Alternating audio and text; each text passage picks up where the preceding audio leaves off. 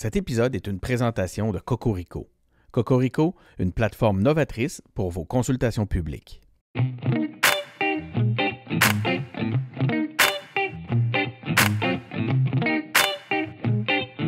Nous sommes engagés publics. Bienvenue aux engagés publics. Cette semaine, aux engagés publics, on reçoit Catherine Fournier. Bonjour, Catherine. Bonjour, Denis.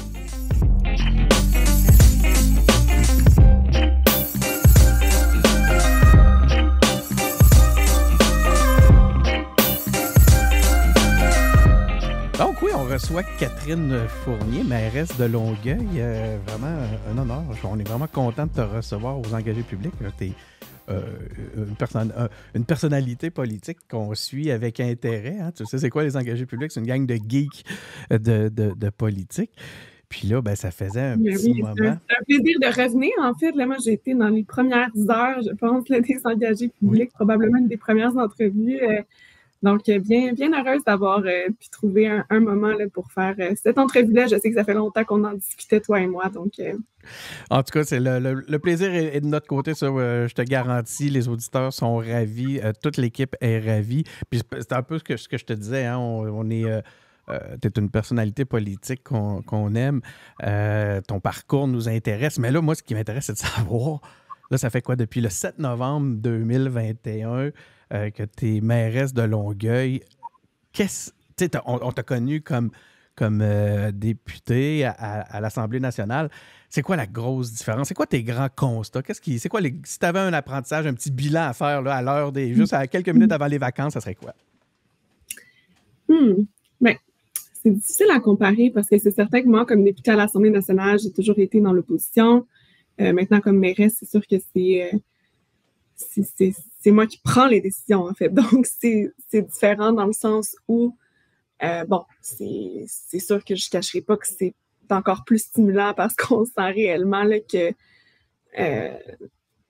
le pouvoir d'influence est bel et bien réel. Quoiqu'il y a quand même un pouvoir d'influence, là, je ne vais pas le nier là, dans l'opposition, mais plus un pouvoir de sensibilisation que d'action comme telle. Tandis que là, on a vraiment les mains dedans là, en étant au pouvoir, si je peux le dire ainsi. Fait que c'est certain que c'est grisant, puis c'est vraiment très intéressant d'avoir l'occasion de justement avoir cette influence aussi grande sur l'avenir de notre communauté. En même temps, avec le pouvoir vient plus de responsabilité aussi, parce que c'est bien facile de lancer des idées dans l'espace public. J'en ai fait âprement lors de mon passage à l'Assemblée nationale, mais c'en est une autre quand tu as la responsabilité de les appliquer, puis d'être certain de voir tous les angles morts, puis de s'assurer que justement, il n'y a pas de contrepartie plus négative qu'il n'y paraît lorsqu'on pense avoir une bonne idée. Là. Donc, de faire attention aux fausses bonnes idées, justement. Je peux résumer ça ainsi. Puis finalement, mais l'autre aspect qui est très différent, c'est sûr que c'est disons, entre la politique municipale et la politique québécoise, bien, c'est certain qu'il y a une proximité, si on le dit souvent, une proximité avec les citoyennes et les citoyens qu'on représente. Moi, j'adore les périodes de questions citoyennes, en fait, qu'on peut avoir au conseil municipal en opposition avec les périodes de questions à Québec entre les partis politiques qui sont très, très partisanes. Moi, je préfère répondre à des vraies questions qui nous viennent de la population qui vit différentes problématiques. En fait, je trouve ça plus porteur, plus vrai, en fait. Si je peux le résumer, encore une fois, de cette façon-là, plus concrète, tu as un bon mot ici. Puis c'est surtout, c'est vraiment la politique municipale, on est dans l'action. Puis ça, c'est ce que j'adore. Puis je constate que ça assied vraiment peut-être mieux à ma personnalité, en fait. Là, moi, j'aime ça quand les choses bougent, quand les projets avancent. J'aime pas ça perdre mon temps. Puis je pense qu'il n'y a personne qui aime perdre son temps réellement. C'est pas ce que je veux dire. c'est presque un commentaire dur pour l'Assemblée. Non, mais c'est structurel. Là. C'est pas, je blâme pas personne là-dedans. Là. Non, de toute façon, on ne se le cachera pas. C'est ça, on le sait. Hein. C'est ça, on ne se le cachera pas. Là. Il y en a là, en masse de perte de temps. Là. Des fois, bon, les dynamiques partisanes contribuent à accentuer un phénomène déjà structurel qui est inhérent à notre institution parlementaire. Mais somme toute, moi, je suis bien heureuse qu'à la Ville, les choses avancent rapidement. on a une séance par mois, mais par la suite, on a on a des rencontres de travail tous les jours sur des projets, puis on n'est pas pris à aller parler 20 minutes juste parce que le règlement nous permet de parler 20 minutes par unité ou par partie pour gagner du temps puis retarder l'adoption d'un projet de loi par le gouvernement. Bref, je sais pas si tu comprends, mais j'ai l'impression que je peux me concentrer sur ce qui compte vraiment puis sur les projets qui peuvent être développés puis avancés. Il y a comme finalement deux éléments que je retiens, à savoir, premièrement, c'est la grosse nuance, c'est d'être entre le travail militant d'opposition et exercer le pouvoir dans un premier temps. Dans un deuxième temps, je pense que c'est le niveau, c'est le palier qui fait que tu t'en viens à ces constats-là. Oui, c'est ça. C'est la façon dont tu es structuré, peut-être, dont sont structurés les deux paliers dont on parle. Là, depuis justement le novembre 2021, on a, en tout cas moi, je vais parler pour moi, j'ai un paquet d'amis qui sont rendus un peu partout sur la scène municipale. Puis là, il y a un projet à Québec qui a apparu, un projet, une initiative, l'initiative de la chaise des générations. Vous avez, puis j'ai la compréhension que c'est né à Québec, je me trompe?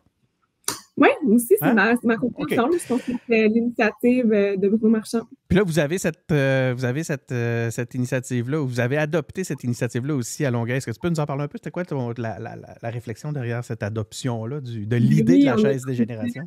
On a trouvé ça tellement sympathique quand justement le conseil municipal de Québec est arrivé avec cette initiative-là de la chaise des générations, dans le sens où c'était un symbole, je pense, tellement puissant.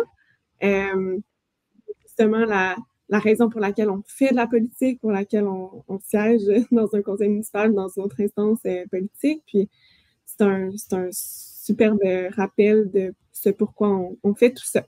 Donc, nous, en fait, on a pris contact avec le mouvement des maires au front sur notre territoire de la ville de Longueuil. Puis, Maire au front est intéressée à nous appuyer dans le développement d'une initiative pour le conseil de ville de Longueuil. Donc, elles ont fait les démarches auprès d'une école primaire de l'arrondissement de Saint-Hubert chez nous. Puis, les enfants ont conçu la chaise, puis on les a accueillis au conseil municipal il y a déjà quelques semaines. C'est quoi les réactions? C'est quoi les réactions des enfants? Comment ils le vivent? Ah, mais vraiment, ils étaient très fiers. Puis, ils étaient accompagnés beaucoup de leurs parents, leurs frères et sœurs. C'était les élèves de 6e année, donc ils nous avaient même composé des poèmes, une chanson qu'ils ont lu au conseil municipal. Je pense que ça a été un conseil assez émotif, puis en fait, c'était émouvant de voir ça. Puis on s'est engagé évidemment à maintenir la chaise dans l'enceinte du conseil municipal également pour nos autres instances, que ce soit conseil d'agglomération, conseil d'arrondissement ou autre, parce qu'on en a un puis un autre à Longueuil des instances. Fait que, donc, non, c'est ça, ça va nous suivre. Donc, effectivement, initiative de Québec qui percole un peu partout sur le territoire. Ça vous permet vraiment de garder en tête pourquoi vous faites ça. Hein? Ça réaligne. C'est un superbe symbole, vraiment. Garder la... Écoute, puis là, j'ai tellement de questions, mais c'est des questions des fois qui vont du coq à l'âne, comme on dit. Puis je sais que je vais m'en excuser d'avance, mais parce que là, l'actualité nous amène à parler de Meta. Je sais que tu es très, très, très compétente en tout ce qui touche les aspects numériques. Tu t'y connais bien. Puis là, ça m'intéresse. En fait, je trouve ça absolument important et critique à notre époque. Bien, c'est ça. Puis, tu sais, en ce moment même, il y a des initiatives importantes qui sont mises en place. Entre autres, là, face à la suspension des publicités par la plateforme. En fait, je le disais l'autre fois, je disais à la blague, la guerre à l'information semble plus efficace que la guerre à la désinformation. Mais là, face aux nouvelles politiques de Meta, ben là, on voit qu'il y a une levée de bouclier, puis Longueuil en fait partie. Vous avez suspendu vos publicités sur la plateforme. Est-ce que tu peux nous en parler un peu? Qu'est-ce qui a motivé la décision? Oui, en fait, c'est vraiment une décision qui a été prise en solidarité avec nos médias d'information. Aussi, dans une société démocratique, c'est un pilier qui est incontournable. Donc, de voir que le contenu a un potentiel est en train, en fait, d'être bloqué sur les plateformes de Meta, je trouve ça éminemment préoccupant. Ouais. comme citoyenne d'abord, mais évidemment, en tant que décideur public, ça nous amène à nous questionner encore davantage à l'effet que la population va être privée d'informations essentielles à une vie citoyenne éclairée. Puis le problème avec tout ça, c'est que les gens ont été habitués dans les dernières années de s'informer sur les réseaux sociaux. Si je prends la réflexion plus large, c'est sûr que moi, quelque chose que je déplore, c'est que les gouvernements aient laissé, disons, je vais prendre des guillemets, la bête prendre autant d'ampleur puis avoir un rapport de force qui est maintenant pratiquement, en fait, qui surpasse, je veux dire, là, la capacité des États. Donc, on est un peu dans une situation qui est inconfortable, puis je trouve important quand même de faire partie du mouvement, puis on espère que ça va pouvoir donner des résultats, mais on le voit déjà dans les différences entre la mobilisation au Québec puis dans le reste du Canada, où le Québec, disons, est fortement mobilisé, ce qui n'est pas le cas dans les autres provinces. Donc, on peut peut-être douter du résultat, mais bon, je pense que dans tous les cas, peu importe ce qui arrive, l'important, c'est d'être solidaire avec les médias d'information. Je pense que la décision de couper l'accès au contenu est une décision très, très, très grave dans des sociétés démocratiques. Après, sur les enjeux de fond, on peut en débattre, la loi C-18, puis est-ce que ça visait est-ce que ça visait la bonne cible? Est-ce que nos médias ont aussi des questions, les gouvernements sur les modèles de financement? Moi, j'ai fait partie, comme députée à l'Assemblée nationale, de la commission sur l'avenir des médias d'information. Puis, tu sais, parfois, il y a un manque de créativité aussi à l'effet de revoir des modèles d'affaires qui sont peut-être effectivement désuets à l'ère du numérique. Il y a des médias qui se sont mieux adaptés que d'autres à cette réalité-là. Fait, est-ce que C-18 était la bonne réponse? Ça, c'est un débat, à mon sens, à part. Mais là, dans la réponse à C-18, c'est ce sur quoi, à mon sens, il n'y a pas de débat. Tu sais, c'est tellement juste naturel de refuser, en fait, ces conditions-là imposées par Meta de couper l'accès à l'information véritable, comme je suis arrivée à ma préoccupation de départ. Là. Mais tu sais, de couper toute publicité pour une municipalité, ça soulève des questions, entre autres, par exemple, de sécurité publique. Mettons, je sais pas, moi, l'eau est pas bonne. Là. Ben, pendant un petit bout, pour rejoindre la population, est-ce que vous allez vous permettre des petits écarts ou c'est une réflexion que vous avez eue? Ben là, c'est sûr que c'est tout chaud, tout frais, tout ça, là, mais évidemment, s'il y avait une situation d'urgence, de toute façon, habituellement, c'est le genre d'information qui se partage assez bien de façon organique. Là, c'est rare que dans une situation d'urgence, on a besoin de publiciser, mais tu sais, c'est certain que c'est quand même des réflexions importantes pour les villes. Tu sais, nous, on avait des campagnes de publicité, notamment sur la réduction à la source des matières résiduelles, la bonne façon de trier ces matières, justement ces matières, que ce soit organiques, les déchets, le recyclage.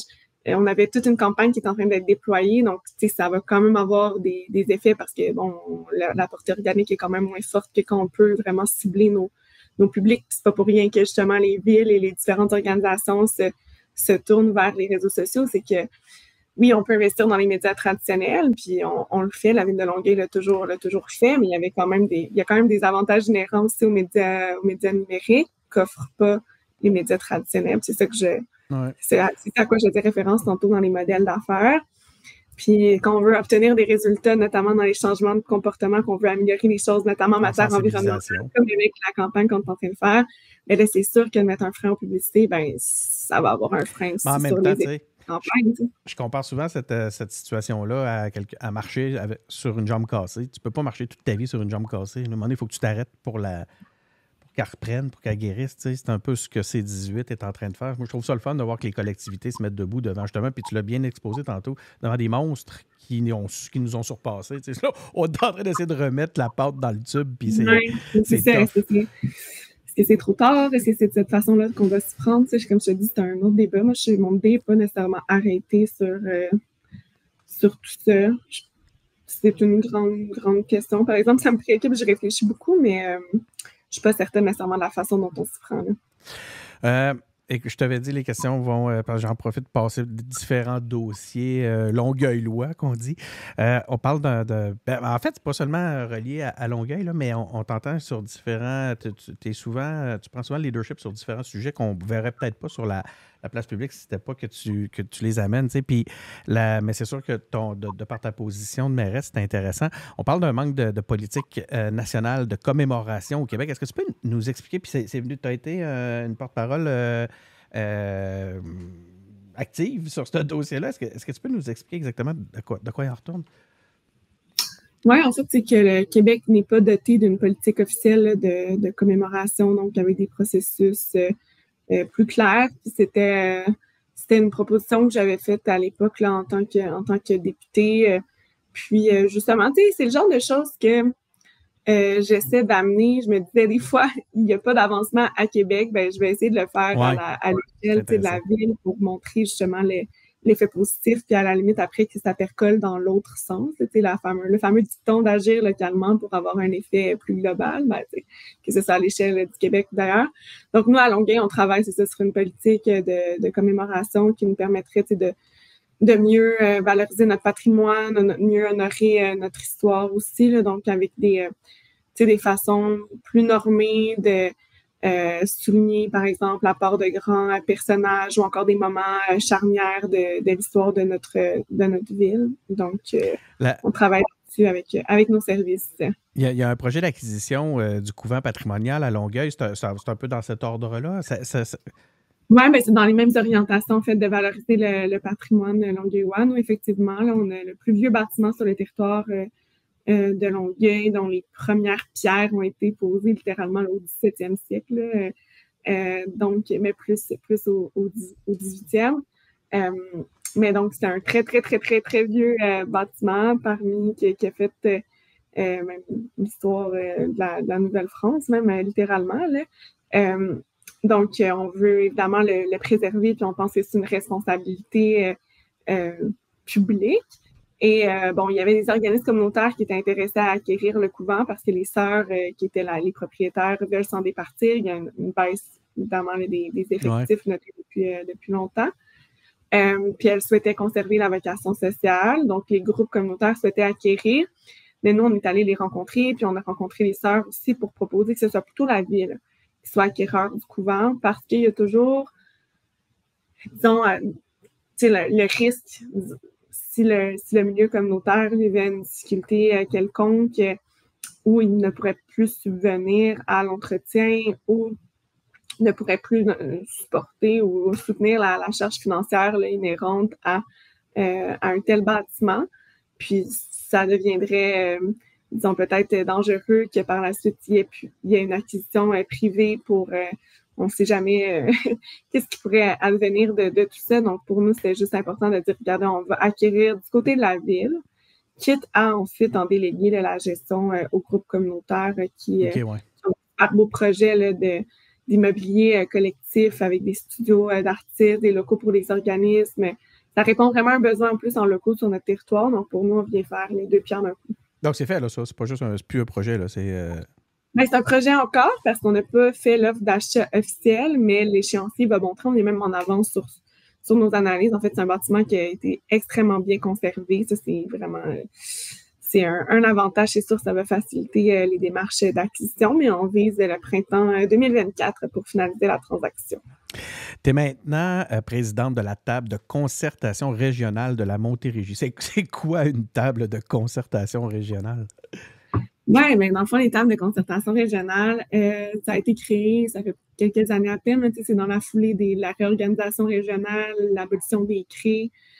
Bref, il y a d'autres instances qui sont nées de tout ça, dont les tables de concertation régionale et qui regroupent en fait les préfètes et les préfets des MRC. Chez nous, on n'est pas une MRC à Longueuil, on est plutôt une agglomération avec les villes de Boucherville, Brossard, Saint-Lambert et Saint-Bruno-de-Montarville. Mais une agglomération a des pouvoirs très similaires à ceux d'une MRC. Donc, moi, je siège sur cette table-là, puis ça faisait plusieurs années qu'ils souhaitaient voir Longueuil prendre un leadership plus grand. Montérégie, on est comme la ville centrale, même d'un point de vue géographique, là, du moins sur le long du fleuve Saint-Laurent. Et on est la plus grande ville, évidemment, là, en importance dans la région. Puis, historiquement, il y a peut-être eu un peu de tension entre Longueuil et le reste de la Montérégie. parce que Longueuil sentait qu'elle était peut-être désavantagée par rapport à Laval, qui est une ville, une région administrative. Puis c'est vrai qu'il y a des choses très, très facilitatrices de cet état de fait-là. D'ailleurs, je fais souvent cette blague avec mon collègue Stéphane, comme quoi la gouvernance, Stéphane Boigny à Laval. Maire de Laval. À quel point la gouvernance de sa ville est vraiment plus facile, là, parce qu'il n'y a pas d'arrondissement, il y a seulement une ville-centre, puis c'est à la fois comme une MRC et une région administrative du Québec. Là, donc, c'est très, très, très facile sur le plan de la gouvernance. Il y a d'autres défis, mais la gouvernance, en tout cas, ça, c'est quand même assez simple. Versus Longueuil, 8 instances décisionnelles, dans le sens où on a 3 arrondissements, on a l'agglomération, on a la région de la Montérégie. En tout cas, c'est vraiment sur le plan la gouvernance, nous, on est comme l'opposé, là, probablement une des plus complexes parce que, bref, je ne vais pas rentrer dans les questions d'agglomération, là, mais disons qu'on est la seule agglomération au Québec où la ville-centre n'a pas la majorité et le pouvoir donc sur les décisions, là, mais ça, c'est un autre enjeu. Mais bref, dans la Montérégie, moi, j'ai plutôt choisi de dire, OK, donnons une chance à ça, donnons une chance à la Montérégie de fonctionner, de tirer son épingle du jeu à l'échelle du Québec. Puis si on veut le réussir, ben, je pense que ça prend Longueuil qui joue un rôle actif autour de la table, carrément. Fait que j'ai accepté de prendre la présidence puis d'essayer de mieux coordonner nos efforts à l'échelle régionale, même si c'est une région qui n'est pas évidente, avec des réalités très, très complexes, très différentes aussi d'un bout à l'autre. C'est immense. La Montérégie, c'est la 2e région en importance au Québec après Montréal en termes de population, mais c'est des territoires beaucoup plus vastes et différents d'une région, en fait, d'une sous-région à l'autre, parce qu'il y a beaucoup de sous-régions en Montérégie. C'est. T'as soutenu une demande. Ben, là, on est à quoi? On est le 7 juillet pour nos auditeurs, vous le savez. Vous le saurez, vous pourrez recontextualiser la suite des propos. Mais de toute façon, c'est un sujet qui est pas juste d'actualité. En fait, qui ne devrait pas être d'actualité juste en juillet. Hein. Je t'amène vers la crise du logement. De votre côté, à Longueuil, ça a l'air d'être une réalité que vous vivez, mais là, je voyais que tu n'avais pas participé. Attends, je vais retrouver ma note là. Le registre des loyers, il y a une initiative que tu n'as pas soutenue, qui était la demande d'un registre des loyers. Est-ce que tu peux nous expliquer un petit peu ta position par rapport à ça? Qu'est-ce qui fait que d'habitude, on a l'habitude de te voir justement avec un groupe de maires. D'ailleurs, ça amène à un autre sujet qui m'intéresse, à savoir, vous êtes quasiment rendu à la gang une opposition, mais ça, on pourra en reparler. Mais qu'est-ce qui fait que cette fois-ci, tu as choisi de faire bande à part? En fait, c'est une initiative de vivre en ville. C'est pas les maires comme tels qui se sont regroupés pour faire cette demande-là. Après, le groupe a demandé... Mais on a vu quand même un soutien qui avait l'air... Oui, mais dans le fond, le groupe a fait le tour des maires et mairesses en demandant s'ils pouvaient compter sur la signature. Puis, tu sais, bon, on se fait souvent solliciter pour ce genre de choses-là. Moi, la question du registre de loyer, c'est une question que j'ai étudiée. Ça fait quand même plusieurs années, notamment lorsque j'étais porte-parole en habitation à l'opposition officielle. Puis déjà, à l'époque, en creusant ce dossier-là, j'arrivais pas à trouver de données qui appuyaient la position d'un registre des loyers là, qui était demandé par certains groupes. Donc, j'étais très frileuse à l'appuyer. Évidemment, c'est pas... Il y a personne qui peut être contre la vertu. C'est sûr que si on dit un registre des loyers peut-être là, aider, mais la lettre qui a été publiée, c'était très affirmatif. Moi, je suis pas prête à dire en fait, j'en suis pas convaincue. Est-ce que ça peut aider? Écoute, peut-être, mais c'est pas prouvé. Puis ça serait très difficile de le prouver aussi parce que la plus grande variable dans le coût d'un loyer, c'est vraiment l'offre et la demande. Fait que pour évaluer l'effet d'un registre des loyers, il faudrait que tu évacues la variable offre et demande, ce qui serait assez complexe à réaliser. Puis écoutez, si on avait des ressources illimitées, je dirais, ben oui, pourquoi pas une solution parmi tant, une idée parmi tant d'autres, testons-la.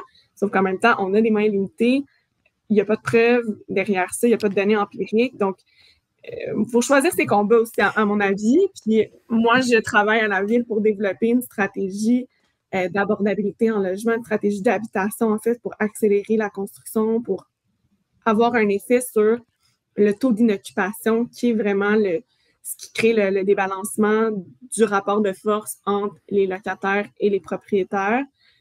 Donc, pour moi, mes priorités, c'est ça. Tu sais, je vais pas engager des ressources à la ville de Longueuil pour créer un registre des loyers. D'ailleurs, les villes ont déjà le pouvoir de créer leur propre registre des loyers. Donc, je me dis, aussi, avant d'en demander un national, ben, s'il y a des villes qui veulent le tester dans leur ville, notamment Montréal, est en train de travailler là-dessus, ben, c'est correct. Montréal a plus de ressources d'ailleurs qu'une ville comme Longueuil et que toutes les autres villes au Québec. Donc, si Montréal veut le tester pour qu'on ait des données après, je suis pas fermée.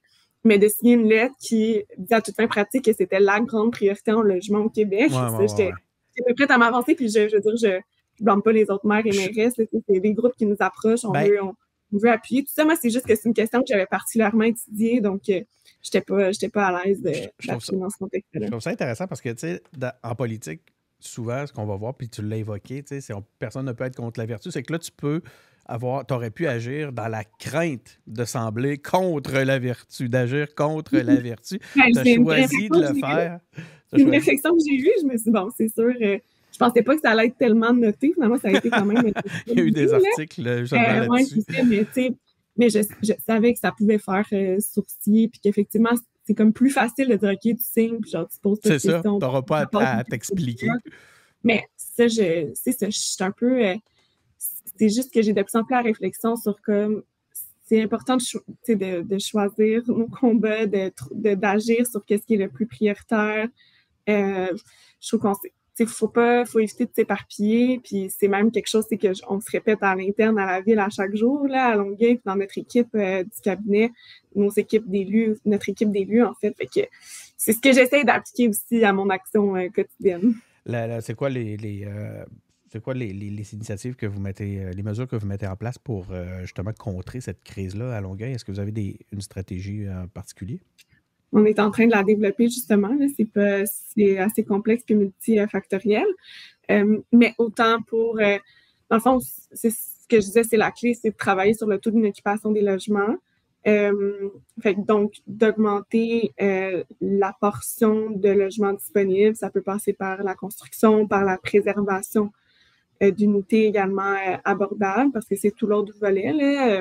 Quand on parle de construction, souvent, justement, en raison du contexte actuel, de pénurie de main-d'œuvre, de coût des matériaux, de taux d'intérêt, les nouvelles constructions sont très chères. Donc, les montages financiers sont difficiles à boucler et nécessairement, ça devient pratiquement impossible, s'il n'y a pas de subvention gouvernementale, de faire du logement abordable avec ce genre de construction-là.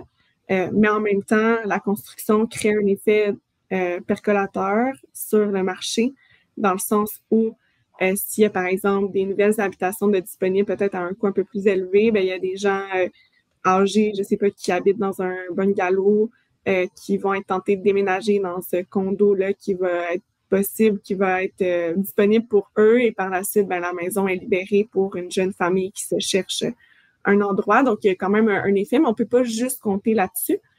Pour avoir un effet à la baisse sur les prix, c'est pas juste de construire plus. Il faut aussi protéger le logement qui existe déjà, le logement abordable, qui souvent va être récupéré pour être transformé en condo ou encore en appartement de luxe. Ça, c'est ça qui est préoccupant à l'heure actuelle. Puis les données de Longueuil sont assez effarantes. En fait, on perd 27 unités de logement abordable pendant qu'on est capable d'en construire une. Ouf. Ça, pour moi, c'est la préoccupation que j'ai. Et donc, pendant qu'on regarde juste la construction, on oublie tout ce qui est en train de se passer dans notre marché. Oui, c'est ce qu'il faut retenir. Puis, on veut sortir, en fait, le but aussi, c'est de sortir une bonne portion des logements du marché spéculatif. Les données, les études nous montrent que c'est à partir de 20% de hors marché qu'on va vraiment avoir un effet à la baisse aussi sur le prix du marché comme tel. C'est sûr qu'on n'a pas des objectifs là, comme à Vienne, en Autriche, où ils sont à 62% des logements hors marché. Là. Ça, Vienne, c'est vraiment le modèle en habitation. D'ailleurs, je suis allée en mission d'observation. Oui, je lisais ça, ouais. Ce printemps. C'est super intéressant, mais eux, ils ont commencé il y a 100 ans. Donc, peut-être qu'on pourra viser 60% dans un siècle, mais pour l'instant, à plus courte échéance. C'est pas question, on continue comme ça. Si on avait, en tout cas, si je pourrais, on pourrait en discuter longtemps, là, on a d'autres sujets à couvrir, mais va falloir, disons, se concerter parce qu'on faisait des petits calculs, puis pour atteindre nos objectifs, même pour 20% avec les moyens dont on dispose actuellement, ça peut prendre jusqu'à 80 ans. La prochaine... On passe sur l'accélérateur. La prochaine question, c'est est-ce que tu vas être encore mairesse dans 100 ans? Mais non, c'est pas... Non, moi, j'ai crois en passant. Moi, je suis pour la limitation des mandats en politique. Ah oui, hein? Donc, je vais exercer cette logique à moi-même. Bon, en attendant que tu sois première ministre, ça, c'est moi qui le dis. Tantôt, tu as parlé de données probantes. Dans ton propos, tout le propos que tu viens d'avoir sur justement, qui a l'air d'orienter ta réflexion et tes stratégies, ne serait-ce que sur le logement, là, comme on t'écoutait, il y a toujours une place importante sur la donnée, sur les faits. C'est tout à ton honneur. Je le salue parce que c'est le fun de l'entendre comme ça, vraiment, de voir que ça éclaire les réflexions de nos élus. Longueuil a accueilli sa première conseillère scientifique en chef. Parle-nous un peu de cette initiative-là, parce que là, j'ai l'impression que ça s'installe comme une thématique chez toi, cette importance-là du factuel, cette importance-là de la science. Oui, non, c'est vraiment inhérent à mon action. Et puis, cette idée-là, en fait, est l'origine, encore une fois, de quand j'étais députée à l'Assemblée nationale. Pendant toute la crise de la pandémie, je remarquais que dans les différents débats que nous avions, il manquait souvent d'appui, d'assises scientifiques à ce qu'on décidait collectivement. Puis, ça me préoccupait beaucoup. Puis, le fait qu'on n'était pas capable de comparer les données, c'est parce qu'on n'avait pas les mêmes bases scientifiques parfois ou les mêmes bases statistiques, pardon. Donc, ça m'a amené à travailler sur un projet de loi à l'époque qui était un projet de loi pour la création d'un statisticien en chef du Québec et qui faciliterait la production de données et la circulation à l'intérieur des différents ministères et entre les ministères. Donc ça, j'avais déposé ça je pense même que c'était au printemps 2021, là, donc quelques mois avant d'être élue mairesse. Et c'est assez drôle parce que durant la campagne municipale, alors que je réfléchissais à une idée, à une façon faite d'amener cette idée-là au municipal, il y a Rémi Quirion, qui est le scientifique en chef. Scientifique en chef, qu'on a eu d'ailleurs aux engagés publics, pour ceux qui veulent... Exact, qui a lancé un appel aux municipalités pour justement accentuer la place de la science dans les municipalités. Puis je trouve que ça faisait bien, cette idée-là, le pont avec le projet de loi que j'avais déposé. Puis je me disais, bon, dans les villes, on n'a même pas en fait de scientifiques en chef comme Québec en a. Moi, j'étais un peu plus loin, là, je parlais de statisticiens en chef qui auraient pu travailler de pair, mais je me disais, OK, comment est-ce qu'on imagine une fonction dans une ville qui pourrait être à la fois scientifique en chef, mais également faciliter la production de données statistiques dans notre appareil public pour justement qu'on puisse avoir des données plus rigoureuses lorsqu'il vient le temps de prendre des décisions, puis surtout de pouvoir mieux les expliquer, de mieux les vulgariser à la population, parce que souvent, je fais le constat, je le faisais à Québec, je le fais encore au municipal, on est appelé là, à prendre des décisions qui impliquent des fonds publics importants sur la base parfois de pas grand-chose. Puis ça, c'est quelque chose que je n'accepte pas, puis je pense qu'on doit faire mieux, qu'on doit être certain de prendre les bonnes décisions quand on parle de l'argent des contribuables. Puis de toute façon, au-delà de ça, on a des objectifs à atteindre. Il faut qu'on puisse les mesurer. Autrement, je trouve qu'on agit juste à très, très court terme, puis on n'arrive pas à avoir la pleine mesure de l'efficacité de nos actions. Donc, bref, tout ça pour dire que donc, je m'étais engagée à créer ce poste-là au sein de l'administration. Ça n'a pas été nécessairement simple parce que ça a bousculé un peu les façons traditionnelles de faire. Puis, nos équipes travaillent quand même sur un certain nombre de projets de données. Il y a des assises scientifiques. Il ne faut pas croire que dans les villes ou dans les gouvernements, il n'y a pas de scientifiques à l'extérieur, de scientifiques en chef. Il y a des scientifiques dans l'ensemble des équipes. Mais le but, c'était plus d'avoir un regard macro. Il y a la notion de conseil là, dans le titre. Première conseillère scientifique. Exactement. Puis aussi, pour faire le lien autant avec la direction générale, les élus.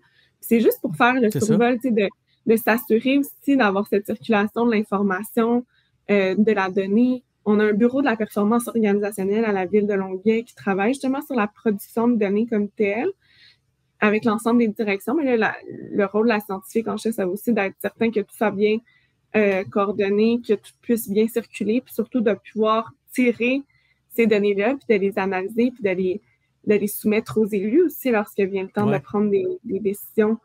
Puis également, de faire le pont avec les institutions de recherche et académiques sur notre territoire. Justement, tu as l'ensemble de la région pour nous alimenter, parce qu'il y a des études super pertinentes, parfois, qui vont peut-être nous passer sous les yeux, produits même potentiellement avec des données de la ville de Longueuil, qui pourraient nous servir aussi dans cette prise de décision-là. Donc, ça aussi, ça sera un de ses rôles. Ça va dans l'ordre de exactement ce que tu es en train de nous dire.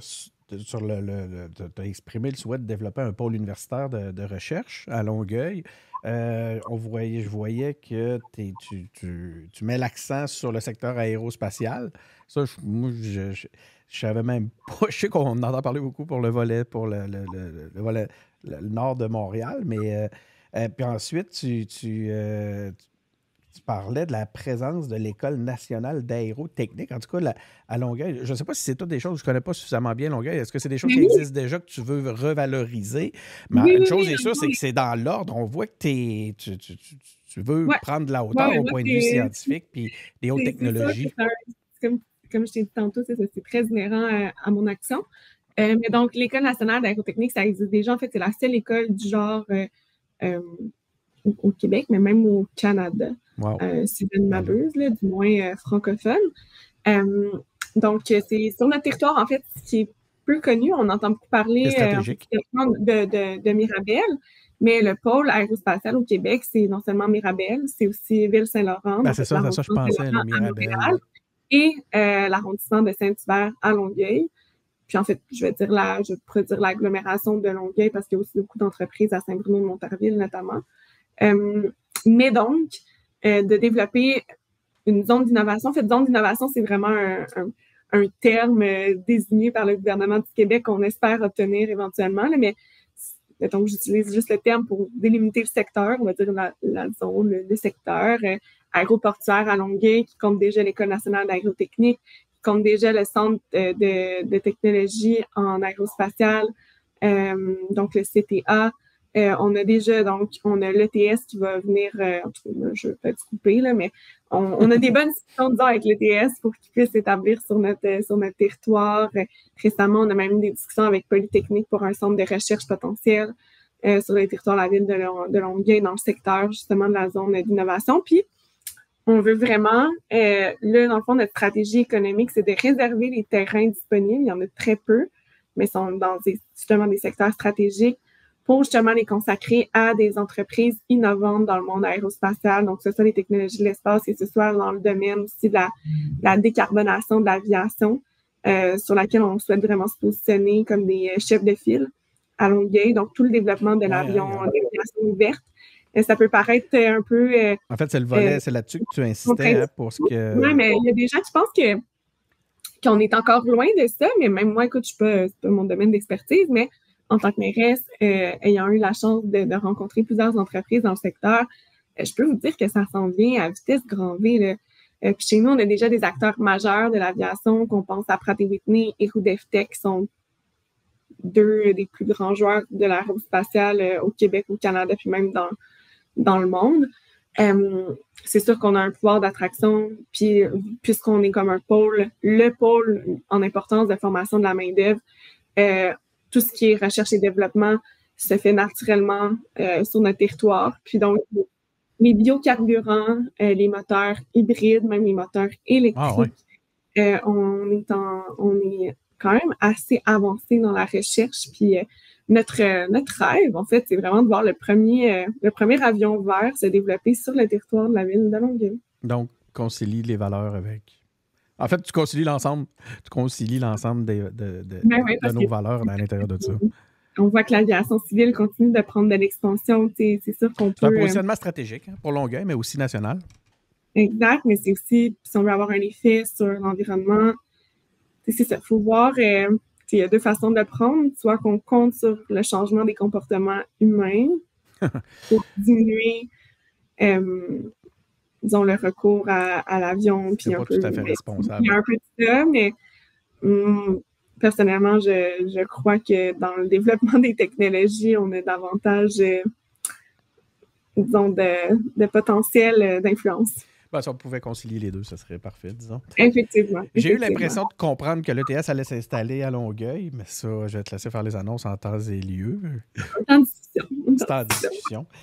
Merci beaucoup, Catherine. C'était l'ensemble.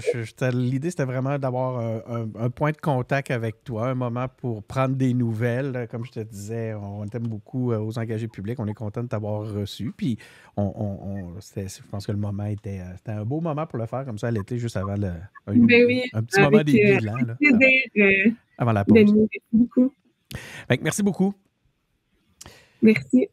Merci beaucoup aussi à vous d'avoir été à l'écoute. Des entrevues comme celle-là, on en a plein. L'année passée, à la même date, on avait un petit bilan pré-pause estivale avec Bruno Marchand, maire de Québec. C'est disponible, vous pouvez aller l'écouter. C'est encore...